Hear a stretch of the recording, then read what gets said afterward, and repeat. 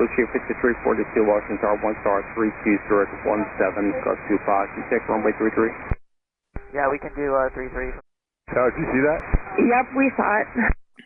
There are a lot of lessons that we can learn with God's help from that crash. Book of Exodus chapter 9 verse 16. For this I have let you endure. God says to the wicked Pharaoh, what is this that God is talking about? In order to show you my strength and so that my name may be declared throughout the world. That's why God lets us live. So we could say, Ishtabak Shemol Ad. There is only one God and he is merciful. And he is judge and there is judgment. There are many things that we can learn from the plane crash in DC over the Potomac. One is, who is on board? First of all, it was a military helicopter collided with a commercial jet. All 67 people on board both aircraft were killed in the crash. 64 on the airliner and 3 on the helicopter. The jet pilot was a woman, which I know this is not politically correct, but women aren't supposed to be in the military. And if you're smart, no one should be in the military of any of the governments in the world, especially not the United States government, because that's the army of Gog and Magog. A passenger plane was a flight full of figure skaters, one of the most immodest professions that you could possibly have without being an actual pornography actress or actor. Figure skating is so immodest, it's even immodest for men. They dress up in tights and dance around on the ice. And this is one of the things, just from how the crash occurred, the 2 aircraft collided into a ball of flames and then plummeted into the freezing cold Potomac River. There are some figure skaters who are like partners, man and wife. That's almost worse than being a single figure skater and enticing hundreds of thousands or millions of men and women around the world to waste seed or to aspire to be immodest like you. Because one, by being immodest and being a public figure where it's enticing other people to sin, a person becomes partner to all those sins.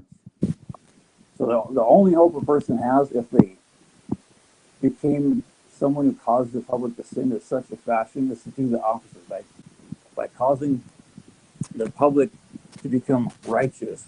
And all these people who dance around immodestly in skin-tight clothing, basically being intimate on ice, all these people watch and they either fantasize and waste seed, or they fantasize and then act and dress immodestly like the people they see on TV, and they incite them with the fire of lust and sins, just like the fire of the crash burst into flames. And then all their relationships that they have, like all the people that watch these things, they're cooled off. So a man that watches all this immodesty on TV or on their phone, they see it and they get fired up to commit sins. They waste seed, and then their relationship with their wife is cooled off. And so these people destroy people's lives, their eternities, and their personal relationships with their spouses. And just like the aircraft crashed in midair, they burst into flames and they plummeted into the river. None of them survived. They all passed away. Once a person leaves this world without doing teshuvah, there's virtually no hope. The only hope that they have is if people will take the lesson of what happened to them and then change their lives in their merit.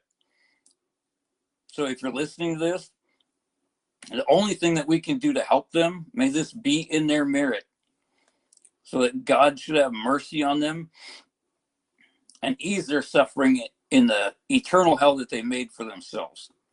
The page in Mesilat Yesharim Path to Just by the Ramchal for the day of the crash, which is January 29th, 2025, Rosh Chodesh Shevat in the Hebrew calendar, which is all that really matters. Page 120. In 3 respects, Gemilut Chassidim is greater than charity. Charity is accomplished with one's money, while Gemilut Chassidim is done with one's physical being. Charity is for the poor, while Gemilut Chassidim is for the poor and the wealthy alike. Charity is for the living, while Gemilut Chassidim is for both the living and the departed. Take upon yourself to be more modest. Take upon yourself to be strict with guarding your eyes. And if you're not that far yet, at least stop intentionally wasting seed. And think, I'm doing this because of what I learned on this stream, because of those people, and in their merit. When my brother overdosed almost a year ago, coming up on his yard site, and I was reading this page and thinking about it over and over and over again. You know what the sages teach are the 3 hallmarks of Gemilut Chassidim? They are clothing the poor, visiting the sick, and burying the dead. And I was in the hospital with my parents and my sister, trying to get them to wake up and do tshuva for real, and trying to give God some kind of fuel for a miracle to bring my brother back from his coma and give us all another chance to fix everything that we messed up so horribly. But I couldn't do it. There was not enough fuel to be gathered. I was doing everything I possibly could. It seemed like nobody else was really interested. I told my mom after my brother was being carted off to have his organs harvested after they had pronounced him brain dead, that I read this passage in Mesilat Yesharim, that we had visited the sick, and that we were going to bury the dead. Somehow, through a miracle of God's mercy, I convinced my nephew, my brother's son, to bury my brother in the ground, so we not all commit the further sin of destroying the body through cremation. So Baruch Hashem, we did that. But I wasn't sure how in the world we were going to clothe the poor. I mean, I got a bag of my brother's clothes that we gave to some homeless people. In 3 respects, Gemilut Chassidim is greater than charity. It is accomplished with one's money. Charity is accomplished with one's money, while Gemilut Chassidim is done with one's physical being, to the point of, if we really want to do a great deal of good for ourselves and for other people, until we can barely function with our physical being. Charity is for the poor, while Gemilut Chassidim is for the poor and the wealthy alike. Charity is for the living, while Gemilut Chassidim, overwhelming kindness, is for both the living and the dead.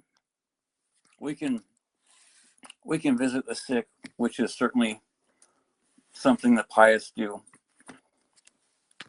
We can bury the dead, which is certainly something that we are obligated in, especially a real burial where the body is put in the earth like God commands us. And we can clothe the poor.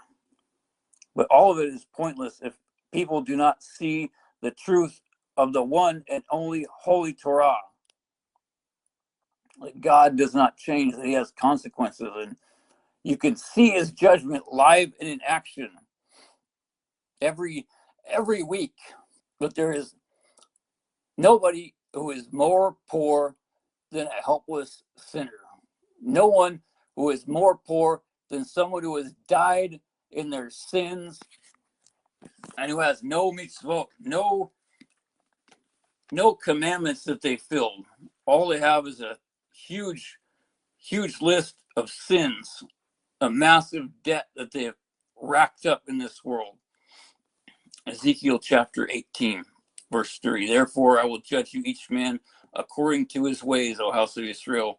The word of the Lord Hashem, return and bring others back from all your transgressions, so that they not be for you an obstacle of iniquity, a stumbling block. We have to help other people. It's not an option, Rabbi Reuben says. Unlike the Ron Paul confirms, God will deal with us how we deal with other people. Measure for measure. And it says that he may grant you mercy and be merciful to you. Deuteronomy chapter 13, verse 18 means that heaven is merciful to all who has mercy on their fellow creatures. This is self-evident, for the Holy One, blessed be he, operates with the principle of measure for measure. Midah connected midah. And one who is merciful and benevolent toward his fellow creatures will, when he is judged, be judged with mercy. And all of his sins will be benevolently forgiven. This exoneration so shows an exact justice, since measure for measure has demanded it. This is what our sages of blessed memory have said in Rosh Hashanah 17a. Whose transgression does the eternal pardon? That of the one who overlooks the sin that another has committed against him. If one is unwilling to make concessions in his own demands or unwilling to act with kindness, reason dictates that he too should be treated with the same measure of exactitude. But can you imagine that there is such a person who would be able to withstand being judged by the Holy One, blessed be, according to the measure of exactitude? This is why it is vital for us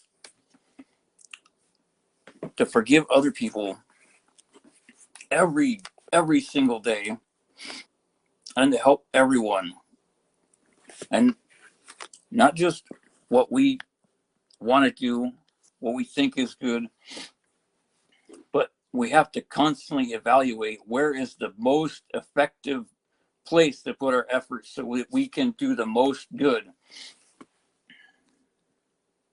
And that is by learning and sharing and supporting Torah with Rabbi Yaron Reuben.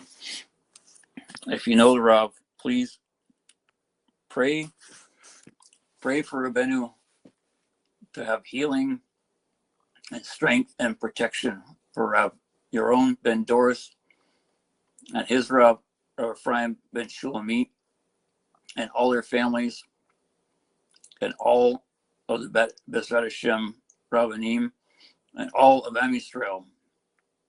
Because the more they are strengthened, the more Torah they can share, and the more they shelter the world with their merits.